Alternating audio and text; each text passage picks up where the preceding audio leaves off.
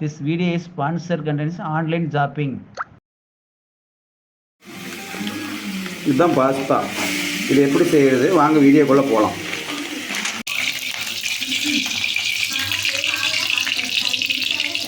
பாருங்க, கொஞ்சம் எண்ணெய் ஊற்றிக்கிறோம்.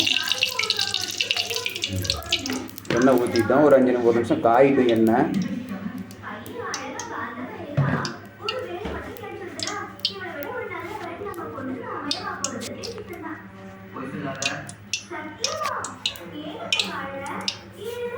ஒரு நிமிஷம் காயணும். கொஞ்சம் காய்ச்சினா எண்ணெய் கொஞ்சம் நல்லாயிருக்கும்.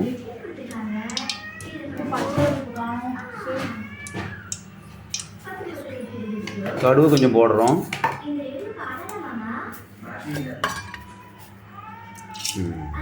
அது கொஞ்சம் நேரம் காயிட்டோம்.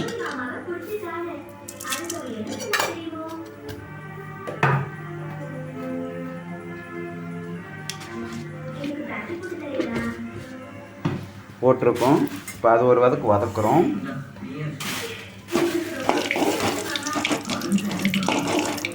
கறிப்பில் நாள்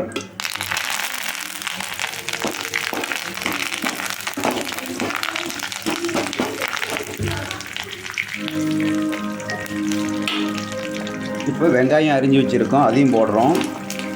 வெங்காயம், பச்சை மிளகா,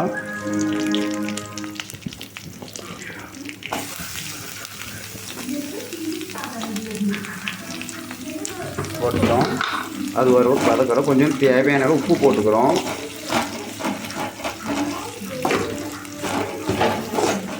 ஒரு 5 நிமிஷம் வதக்குறோம்.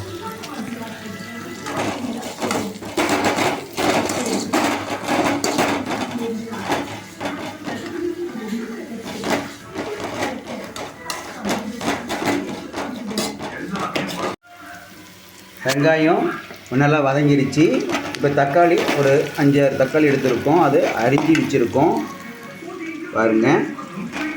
அதை இப்போ அது நல்லா வதக்கிற அளவுக்கு போடணும். பாஸ்தா இது கூட நல்லாயிருக்கும். பாஸ்தா நாங்களும் வாரத்தில் 2 நாளைக்கு பாஸ்தா செய்வோம்.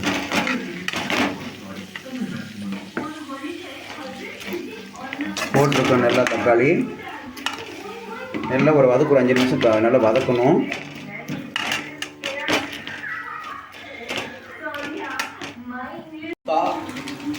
இப்போ தண்ணி ஊற்றுறோம். சுடு தண்ணி கொஞ்சம் போட்டு எடுக்கணும்.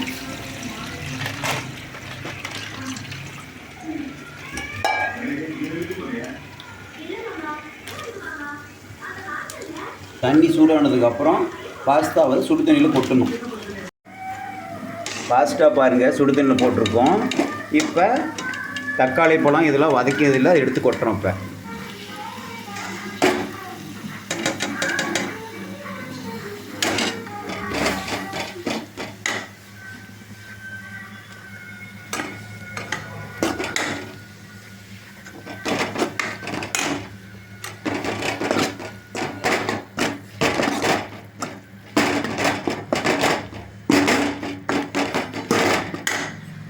இப்போ பாருங்கள், நல்லா வதக்கியிருக்கோம். பாஸ்தாவை நல்லா வதக்கி எடுத்து வச்சு சாப்பிட்டு பாருங்கள். நல்லாயிருக்கும், டேஸ்ட்டாகவும் இருக்கும். ரொம்ப நன்றி.